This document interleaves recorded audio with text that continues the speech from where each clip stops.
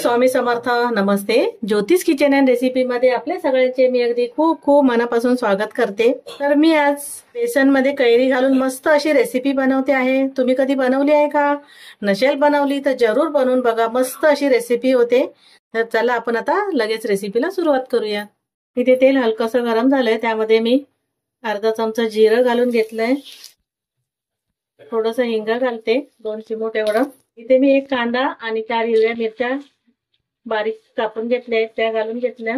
कांदा हलकासा लाल करून घेते. इथे आता कांदा हलकासा लाल झालाय. त्याच्यामध्ये अर्धा चमचा आलं लसूण पेस्ट घालून घेते. थोडंसं कढीपत्ता घालून घेतलाय. ते एखादा मिनिट कांद्यासोबत परतून घ्यायचंय. आलं लसूणचा कच्चेपण वास जाईपर्यंत कच्चं असं. इथे आलं लसूण पेस्ट घातली, कांद्यासोबत परतून घेतलंय. आता जे बेसन घेतलेलं ना, ते बेसन घालून घेते मी. 1 वाटीवर बेसन घेतलंय. तुम्हाला जेवढं बनवायचं असेल त्याप्रमाणे तुम्ही बेसन घ्या.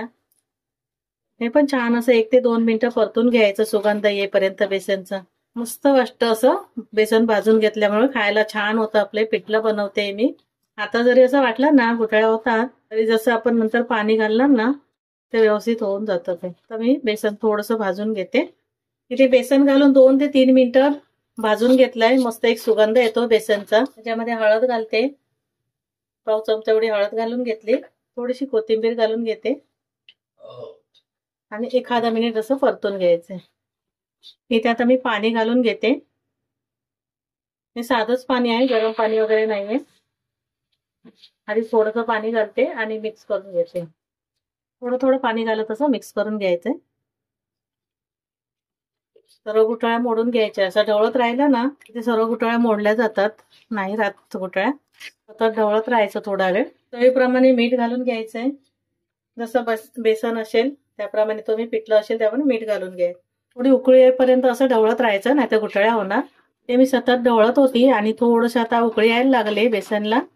त्याच्यामध्ये आपण ही जी कैरी घेतलेली ना ती कापून घेतली आहे मी.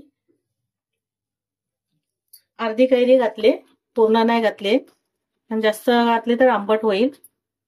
थोडीशीच घालायची, चव छान वाटते एकदम. असे गॅस पूर्ण कमी करायचा. आणि मी आता झाकण ठेवते, नाहीतर जसं शिजेल ना ते हातावर उडणार. त्यामुळे झाकण ठेवून शिजून घेते.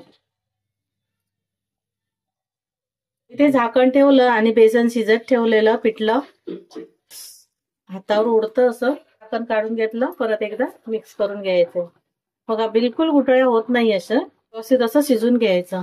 तर बेसन इथे छान असं शिजलं गेलंय. पिठलं आपलं तयार झालंय मस्त. तर तुमच्याकडे हे नसेल ना कैरी, तर एखादं कोकम टाका आणि बनवून बघा. खूप छान अशी रेसिपी बनते ही. छान वाटतं पिठलं खायला. आता मी वरून थोडीशी कोथिंबीर घालते आणि गॅस बंद करते. ते आपलं मस्त असं बेसनचं पिठलं तयार झालंय. ही रेसिपी तुम्हाला आवडली असेल तर लाईक करा, शेअर करा आणि सबस्क्राईब करा. पुन्हा भेटू आपण अशाच एका नवीन व्हिडिओ सोबत. थँक्यू.